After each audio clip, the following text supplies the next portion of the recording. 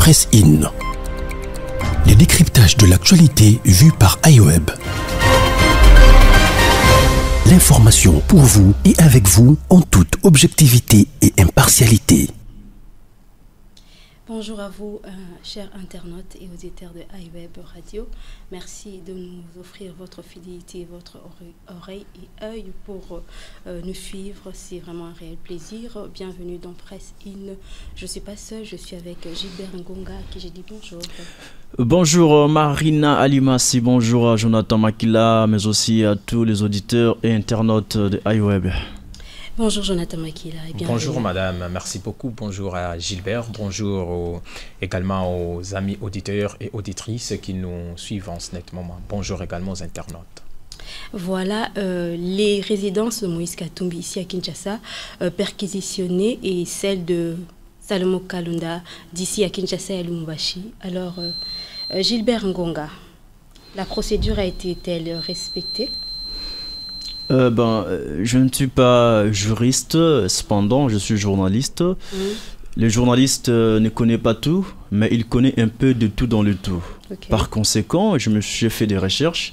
Il y a même un avocat qui s'est prononcé, il s'appelle Georges Kapiamba, il est coordonnateur de ACAJ, une ONG qui milite pour les droits de l'homme. Il a dit clairement que la procédure n'a pas été respectée et je m'inscris dans cette logique-là pour dire que la procédure n'était pas respectée, si bien que l'idée est bonne de perquisitionner les résidences de Moïse Katumbi à Kinshasa, celle de Salomon Kalonda ici à Kinshasa et à Lubumbashi, pour la simple raison que Katumbi n'est pas à Kinshasa, donc il est en dehors de Kinshasa, certainement à Lubumbashi, où il a son fief et sa base électorale.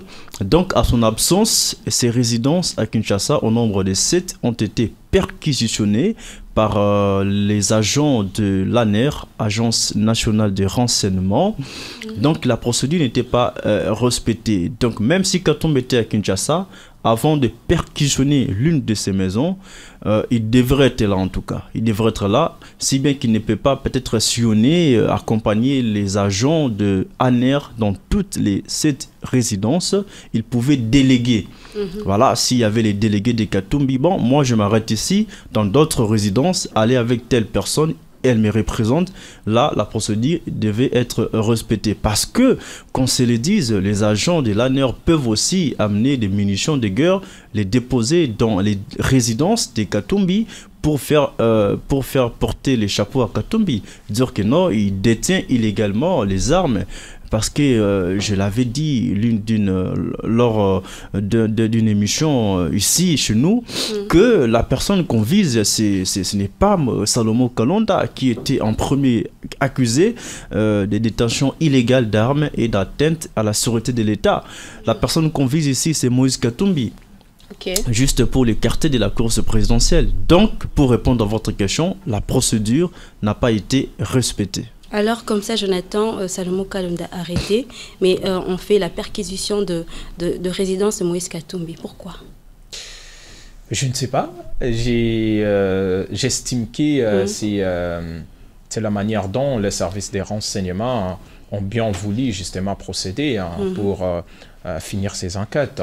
Et ça aussi, maintenant la question que je me suis posée, Salomon Kalonda est ici, pourquoi pas perquisitionner sa maison justement avec bien sûr avec sa présence, parce qu'il peut aussi accompagner les inspecteurs ou encore les enquêteurs pour bien faire leur investigation. Ça peut quand même se faire. Salomon arrêté et puis on perquisitionne comme ça les maisons de Moïse Katumbi. Peut-être ils ont trouvé certaines informations et ça demande à ce que l'enquête puisse être un peu plus ouverte et parmi peut-être des personnes ciblées, il y a aussi Moïse Katumbi là-dedans. En tout cas, je ne me mêle pas de la justice, mais j'essaie quand même de réfléchir. Et peut-être, selon les informations, Salomon Kalonda peut aussi avoir une résidence, mais sous le label de Moïse Katumbi. Ça aussi, c'est quand même une façon de réfléchir. En tout cas, la vraie raison ou la bonne raison, jusque-là, on ne sait pas encore, vu que le dossier est en cours. Et alors, Gilbert Ngonga, pourquoi les résidences de Moïse Katumbi ont été perquisitionnées d'après vous? Voilà, je vais tenter de répondre comme mon très cher confrère Jonathan Makila. Les résidences des Katumbi ont été perquisitionnées par les agents de ANER juste parce que son proche conseiller, Salomon Kalonda, a été accusé de détention illégale d'armes, mais aussi de travail de mèche avec les officiels rwandais et le 1-23. La partie est du pays est endeuillée et agressée au quotidien par le Rwanda notamment et l'Ouganda. Et par conséquent, si ces informations sont vraies, on devrait en tout cas contrôler, fouiller la maison et des Kalonda et de Moïse Katumbi. Donc, si les services de renseignement ont perquisitionné les maisons de Moïse Katumbi et celles de Salomon Kalonda et même à Lubumbashi, c'est justement pour qu'ils sachent si les deux détiennent encore d'autres armes de manière illégale à leur maison pour renforcer les accusations contre eux et les condamner s'il faut, les juger et les condamner. Donc c'est ça la raison pour laquelle les maisons des Katumbi ont été perquisitionnées. Et alors, Jonathan, ces perquisitions ne démontrent-ils pas que Moïse Katumbi est à la porte de la prison ou à quelques mètres de la prison? Ça, je ne saurais pas le dire du coup comme ça, d'emblée comme ça, madame. Mais je pense que c'est une procédure, c'est une manœuvre qui vise comme ça à faire justement taire Moïse Katumbi à tout prix. Et maintenant, c'est à lui d'être beaucoup plus prudent parce que là, les pouvoirs en place l'ont démontré clairement comme ça qu'on veut à tout prix avoir la tête de Moïse. Moïse doit maintenant se comporter à un vrai leader. Moïse doit maintenant se comporter comme ça à un vrai leader politique et savoir maintenant contourner, savoir maintenant à prendre les devants par rapport à ces manœuvres organisées. Pour moi, j'estime bien par les pouvoirs en place. Mais dire que du coup, on veut l'arrêter ou on veut l'emprisonner, ça, je ne saurais pas le dire. Mais on regarde et on arrive quand même à analyser et émettre un avis là-dessus. On sait très bien que ce que le pouvoir veut pour l'instant, c'est d'écarter les potentiels justement candidats qui peuvent tenir tête face à Félix Tshisekedi aux élections prochaines prévues justement au mois de décembre. Donc c'est bien ça. Si on trouve que vous êtes un poids lourd, en tout cas on va essayer à tout prix de vous faire tomber. Donc on peut dire ça, peut-être on cherche à tout prix à écarter Moïse Katumbi de la course, mais l'arrêter comme ça, je ne peux pas quand même l'affirmer. Gilbert Ngonga, Moïse Katumbi aujourd'hui, déjà avec les perquisitions de ses résidences, donc on voit bien qu'il est ciblé. Vous pensez qu'il sera à la hauteur en tant qu'homme politique à détourner les manœuvres du gouvernement en place avec tout ce qui tourne autour de l'arrestation de Salomon Kalonda? Oui et non à la fois. Donc Katumbi peut en tout cas mettre en place des stratagèmes qui vont le permettre de s'échapper en tout cas de ce que le régime actuel est en train de préparer contre lui, parce que l'objectif c'est que on veut écarter Moïse Katumbi de la course présidentielle. Là je l'affirme. Tout a commencé avec la loi Tchani qui était déclassée lors d'une session parlementaire et aujourd'hui classée à la session de mars et jusque-là pas encore débattue au niveau du Parlement, au niveau de l'Assemblée nationale. Après la loi Tchani, nous avons l'arrestation de Salomon Kalonda, accusé notamment de travail de mèche avec les 1-23, avec les Rwandais qui agressent la République démocratique du Congo, de préparer un coup d'État, de renverser les pouvoirs et d'y installer un Katangé. Donc quand la justice donne ces détails-là, Salomon Kalonda veut renverser les pouvoirs et d'y installer un Katangé. On fait allusion à Moïse Katumbi. Moïse Katumbi qui est candidat déclaré à la prochaine élection présidentielle prévue le 20 décembre de cette année. Donc c'est ça l'objectif. Le régime actuel veut coûte que coûte écarter Katumbi de la course présidentielle parce qu'on doit se le dire que Moïse Katumbi fait peur à toute une république. Moïse Katumbi fait peur à tout un régime. Nous avons Katumbi, nous avons le docteur, les réparateurs des femmes, Denis Mukwege. Les deux sont en train de faire peur à tout un régime de Tshisekedi qui est fait mandat qui est arrivé à la fin du premier quinquennat. Donc c'est ça tous les problèmes. Donc d'une part, Moïse Katumbi peut s'échapper à ce que le régime est en train de préparer. De l'autre part, il ne peut pas parce que le régime a le contrôle de la justice, le régime a le contrôle même du Parlement, le régime a le contrôle de toutes ou presque les institutions du pays. Donc la justice n'est pas neutre parce que la justice actuelle travaille pour le compte du régime Tshisekedi. Et par conséquent, si cette hypothèse est vraie, que la justice travaille pour le compte du régime actuel, cela voudrait dire que Katumbi finira par être jeté dans la prison de Makala, la plus grosse ou grande prison de la République démocratique du Congo. Mais si la justice est neutre, travaille pour le peuple congolais, en tout cas, Katumbi pourrait être libéré si seulement si il ne se reproche de rien. Mais si Katumbi se reproche de quelque chose, parce qu'on ne peut pas aussi sanctifier les opposants, hein. On ne peut pas dire que non, le régime est en train de chercher les voies et moyens pour écarter. Oui, on peut le dire d'une part, mais de l'autre part, les opposants aussi ont tendance à travailler avec les agresseurs de notre pays pour discréditer les régimes actuels et pour montrer à la face du monde que Tshisekedi et ses troupes ne font rien. Vous devez nous voter, nous donner la confiance parce que nous allons finir la guerre. Katumbi l'a dit lors d'une interview accordée à la presse, une fois élu président, je finirai la guerre dans les 6 mois qui suivent. Donc c'est ce qu'on appelle, c'est une trompe-œil. C'est un discours démagogique. Et une guerre qui a pris beaucoup de temps, vous allez venir la finir à l'écart de 6 mois. C'est pour attirer l'adhésion électorale du peuple congolais. Donc moi ici, je souffle le chaud et le froid. D'une part, j'admets que le régime actuel est en train de chercher les voies et moyens pour écarter notamment Katumbi de la course présidentielle. De l'autre part, si Katumbi se reproche de quelque chose et que c'est vrai que Katumbi détient des armes ou Salomon Kalonda détient des armes illégalement dans sa résidence, on doit les arrêter, les juger et les condamner s'il faut. Alors Jonathan, avec la perquisition des différentes résidences de Moïse Katumbi, donc il est touché directement au cas où il est innocent. Pensez-vous que Moïse Katumbi a le temps en sa faveur pour déjouer le manœuvre du gouvernement? D'abord, avant de répondre à votre question, madame, on a cité, je pense ici, toute une panoplie de ces gens-là qui ont été justement arrêtés pour avoir préparé comme ça un coup d'État contre les pouvoirs en place. Mais pourquoi on n'a jamais perquisitionné la maison des Fortuna Bisselele, la maison des François Béat, la maison des Jean-Marc Kabound? Pourquoi?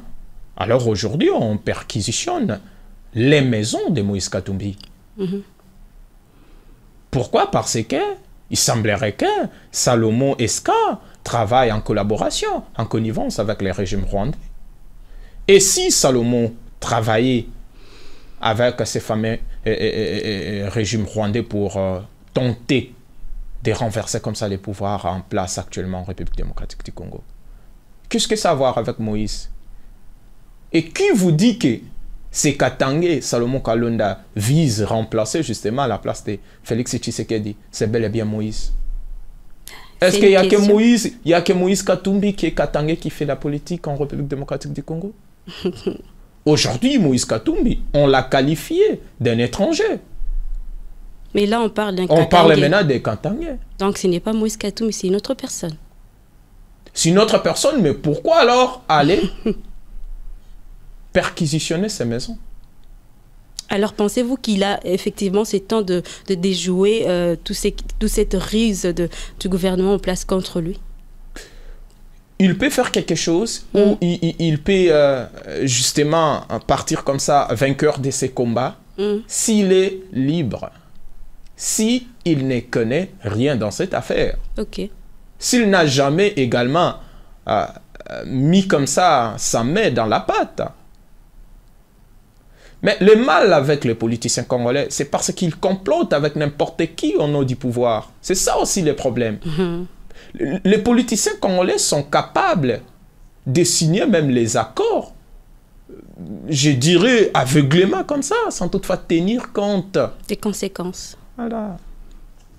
Ils sont prêts à signer les accords avec les diables pour le pouvoir. Pour le pouvoir. Donc, c'est fort possible. Aujourd'hui, il y a un accord signé entre la famille politique de Tshisekedi et la famille politique de Joseph Kabila. Les attenants et les aboutissants. Personne.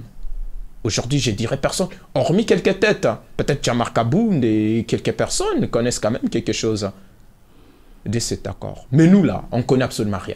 On signe des accords au nom de la République démocratique du Congo, mais personne ne connaît la quintessence, bien sûr, de ces accords.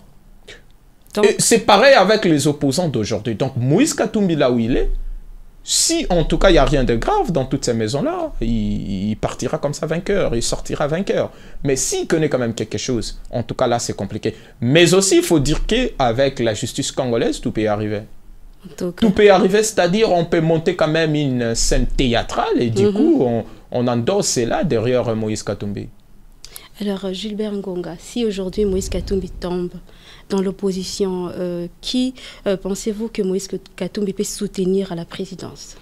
Déjà, il faut dire que les opposants ont du mal à se mettre d'accord, surtout pour le choix du candidat unique pour l'élection présidentielle, parce que tous ont des ambitions présidentielles et veulent coûte que coûte devenir président de la République pour prendre le fauteuil présidentiel actuellement conquis par Félix Tshisekedi, qui est d'ailleurs candidat à sa propre réélection, à sa propre succession.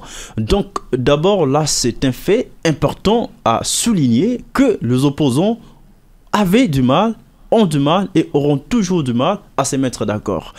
Nous avons un cas de jurisprudence en 2018 quand les opposants ont été partis à Genève, en Suisse, pour signer un accord et ressortir un candidat unique. C'était Fayoulou qui était choisi. Et quelques heures après, 24 heures, si je ne me trompe pas, on a vu Félix Tshisekedi qui avait même tweeté pour dire que le changement s'appelle Martin Fayoulou. Après ce tweet, Félix Tshisekedi, aujourd'hui président de la République, et Vital Kamerhe se sont retirés de l'accord de Genève et ils ont signé un accord à Nairobi, accord qui fait de Vital Kamerhe président en 2023 et Félix Tshisekedi Premier ministre en 2023. L'accord a été reconsidéré pour des raisons politiques. Donc aujourd'hui, dire que est-ce que Katumbi ici, dans l'hypothèse où il sera écarté finalement de la course présidentielle, il peut soutenir? Je dirais oui, il peut soutenir, mais seulement s'il est dans une position de faiblesse. Parce qu'on se le dise, si en 2018, Moïse Katumbi avait soutenu à corps et à cri la candidature de Martin Fayoulou, c'était parce qu'on l'avait empêché de fouler le sol congolais et de postuler. Il n'avait pas cette possibilité de postuler à l'élection présidentielle de 2018 et même pas par procuration, parce que quand on est empêché, on peut postuler par procuration. Nous avons un cas avec Jukoko Mulumba, il était en prison. Il battait campagne, il a postulé alors qu'il était en prison, il a postulé par procuration. Mais ce n'était pas le cas avec Moïse Katumbi. Donc, si Moïse Katumbi, en 2018, avait soutenu la candidature de Martin Fayoulou, c'était parce qu'il était dans une position de faiblesse. Et aujourd'hui, si Katumbi va soutenir la candidature de Matata Ponyo, par exemple, ou de Denis Sanga, ça sera s'il est condamné, ou soit il est empêché de postuler. Mais au cas contraire, Katumbi va postuler, va plutôt tenir au fauteuil présidentiel, parce que nous avons une déclaration de Moïse Katumbi qui a dit que je ne désisterai pour personne. Il faut bien le dire que Moïse Katumbi a attendu longtemps pour pouvoir postuler. Je ne pense pas qu'il va fléchir aussi facilement. En tout cas, tu le dis, il ne va pas accepter en tout cas d'accompagner quelqu'un d'autre alors que lui aussi a des ambitions présidentielles. Et même qu'on se le dise aujourd'hui, Moïse Katumbi et Martin Fayoulou d'hier, en 2018, c'était Fayoulou. Aujourd'hui, Fayoulou, on n'en parle presque plus. Denis Sanga, bon, à peine, tu vois, il vient à peine d'imprimer sa marque. Matata Ponyo a longtemps travaillé avec les gens qui ont détruit ce pays. Il était Premier ministre de Joseph Kabila, accusé de détruire ce pays. Donc Matata Ponyo n'a aucune leçon de la démocratie à donner au peuple congolais aujourd'hui, parce que hier, il a travaillé avec les dictateurs de ce pays, il a travaillé avec les régimes sanguinaires de Kabila. Aujourd'hui, il bascule dans l'opposition et il commence à donner des leçons. Je l'ai suivi une fois qui a dit que non, même à l'époque de Kabila, la police ne réprimait pas les manifestations de cette manière. Mais écoutez, madame, je préfère encore Tshisekedi que Kabila. Tshisekedi, c'est le moindre mal. On n'est pas là pour primer les répressions de manifestations politiques, mais je me dis, s'il faut comparer, s'il faut choisir entre Kabila et Tshisekedi, le choix est clair. Donc Katumbi sera dans l'impossibilité de soutenir une candidature présidentielle. Justement, Gilbert, donne-moi un nom. Dans l'opposition, il y a Matata Ponyo, il y a Denis Sanga et il y a, à part Moïse Katumbi, bien évidemment, et Martin Fayoulou. Au cas où Moïse Katumbi tombe complètement, il est dans l'incapacité de pouvoir postuler. Donnez-moi un nom. D'après vous? Déjà, Martin Fayoulou a perdu sa popularité. Denis Sanga vient à peine de commencer la politique active parce qu'il était dans l'union sacrée avant de quitter la famille politique de Tshisekedi pour basculer dans l'opposition. Matata Ponyo, je l'ai dit ici, n'a rien à donner au peuple congolais parce qu'il fait partie des gens qui ont détruit ce pays. Donc d'après moi, si Katumbi tombe aujourd'hui, il peut soutenir la candidature de Denis Mukwege. Ok, d'accord. Jonathan, pourquoi pas Matata Ponyo avec les tweets, commentaires pour sauver Salomo Kalonda avec le pistolet qui lui dit avoir été pour son garde du corps. Peut-être cela jouera en sa faveur au cas où, là, on est bien dans cette hypothèse, au cas où Moïse Katumbi soit dans l'incapacité de postuler avec tout ce qui tourne avec l'arrestation de Salomo Kalonda. Pensez-vous que Matata Ponyo peut avoir ses chances d'être soutenu par Moïse Katumbi? D'abord, il faut préciser une chose. Martin Fayoulou, avant l'accord de Lamuka à Genève, n'était pas Martin Fayoulou que l'on connaît aujourd'hui. Ok. Martin Fayoulou était un politicien normal, comme tout le monde, comme ça. Un politicien, je dirais, justement au même niveau que Félix Tshisekedi et tant d'autres personnes. C'est après l'accord qu'on a vu un autre Martin Fayoulou. C'est après l'accord. C'était quoi? La force. La force qui était justement tout autour de lui. Bemba, Moïse, Freddy Matungulu et tant d'autres personnes, même si Kamere Tshisekedi avait pris comme ça un autre chemin, une autre direction. Mais Fayoulou était devenu un autre Fayoulou. Ça signifie quoi? Aujourd'hui, Moïse peut être écarté et on peut fabriquer notre leader. Ça peut arriver.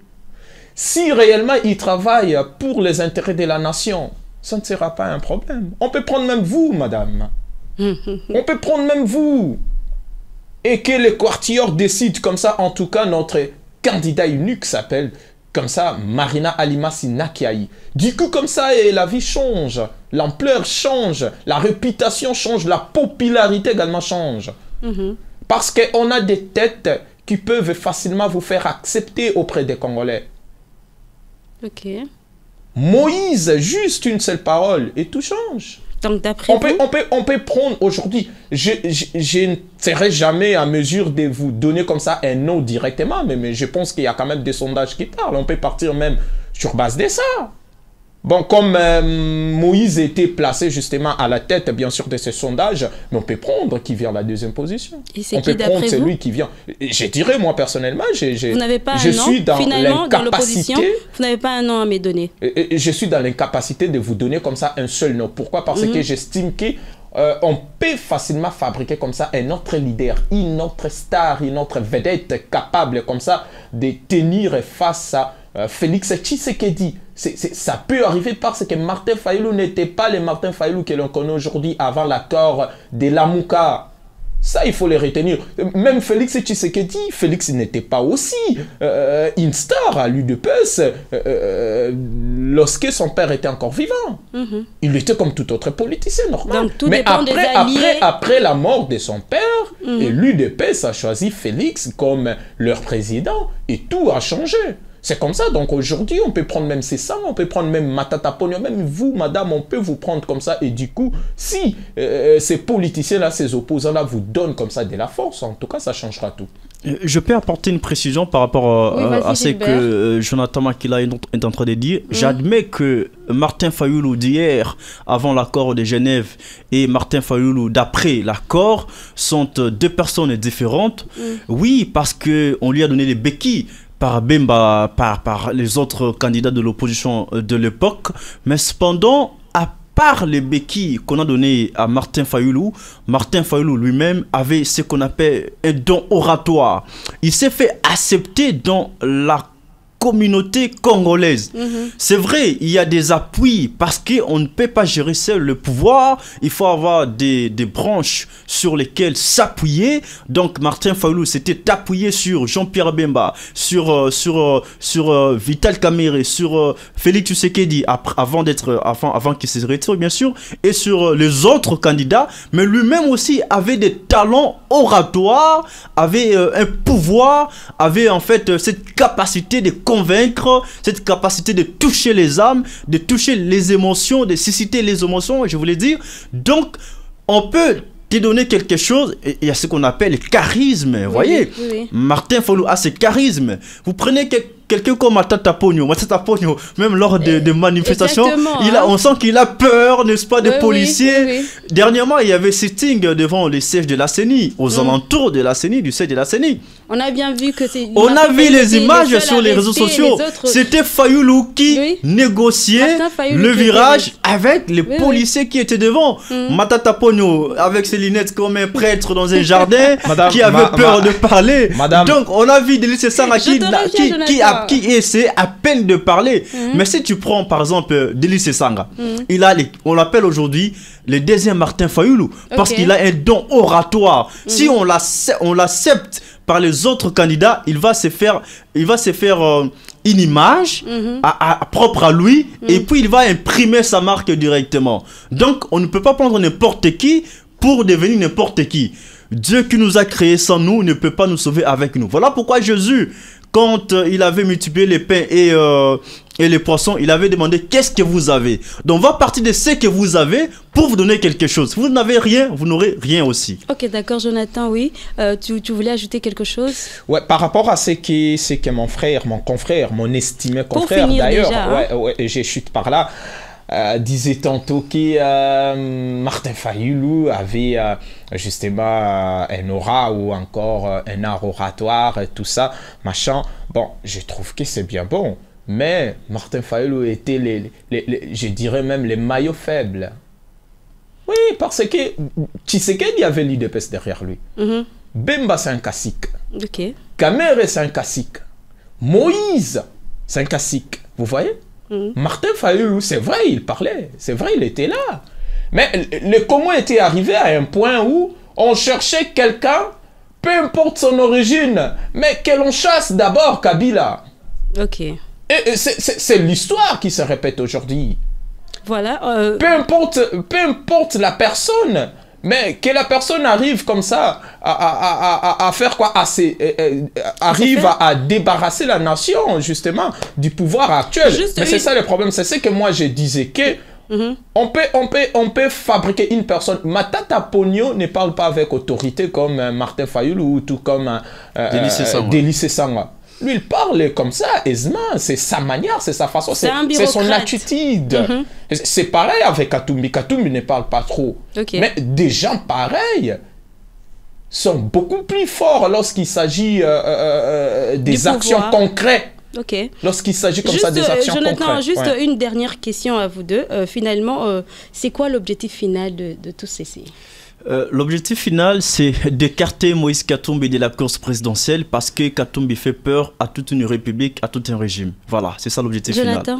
Moi, je ne dirais pas que c'est d'écarter Moïse Katumbi justement de la course, mais je dirais tantôt c'est une façon de faire peur à l'opposition, c'est-à-dire on veut à tout prix museler ou encore faire taire l'opposition. Si j'ose de prononcer un mot, vit telle chose, vit telle réalité, on risque de faire quoi, de m'arrêter, ou on risque également de monter une histoire, de créer une histoire pour me faire taire. Donc c'est ça l'objectif, c'est une façon de vous intimider.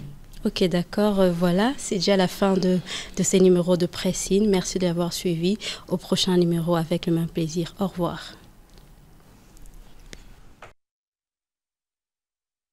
Presse In. Les décryptages de l'actualité vus par iWeb. L'information pour vous et avec vous en toute objectivité et impartialité.